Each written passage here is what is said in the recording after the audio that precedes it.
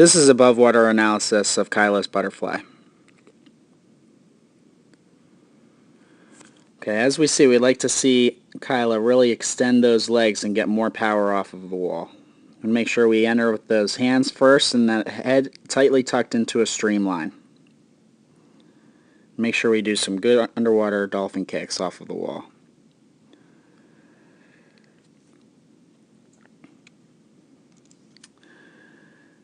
As we can see, Kyla comes up awfully high to take a breath. That's forcing her hips down and keeping her from being more efficient and staying high in the water.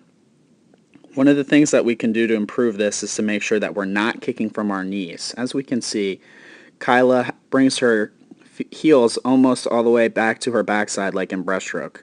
In butterfly, we want to make sure we're using almost all hips to kick. Our knees should barely bend at all.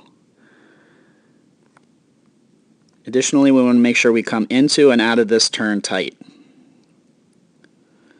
And make sure that we bring our hand back behind our head. Have to touch with two hands in butterfly and backstroke or else we're going to get disqualified. So when we come in here, we can't drop that hand and only touch with one hand. We need to make sure we come in with both hands together and not come so high off of the wall. Additionally, we want to make sure we get some dolphin kicks off of the wall. As we can see, Kyla comes off of the wall and goes right into our swimming instead of using her underwater kick. And takes a breath on the first stroke, which also is causing her to lose all that momentum that she had coming off of the wall.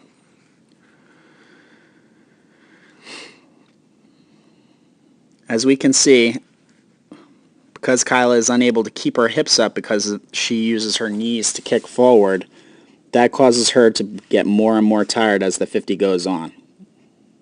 Using our hips to kick instead of our knees will help us stay higher in the water and swim butterfly more efficiently. It will also help us keep our arms higher out of the water.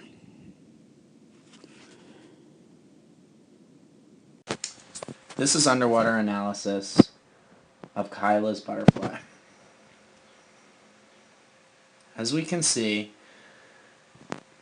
Kyla allows her hips to really sink down in her butterfly, which causes her to get very vertical when she takes a breath and slows her down.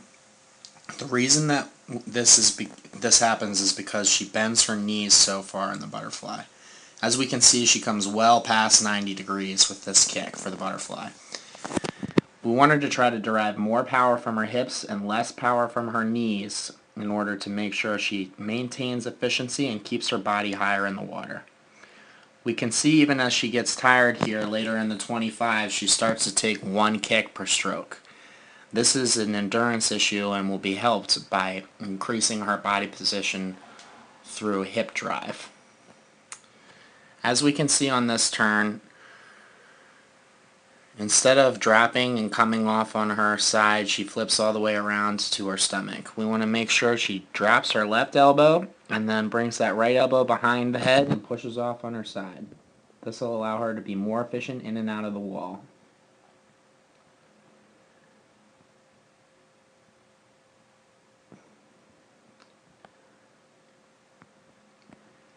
As she breaks down more and more, going further down the length, we can see that her knee bends more and it causes her to get more vertical. Driving through the hips in the butterfly is essential to increasing efficiency and maximizing distance per stroke.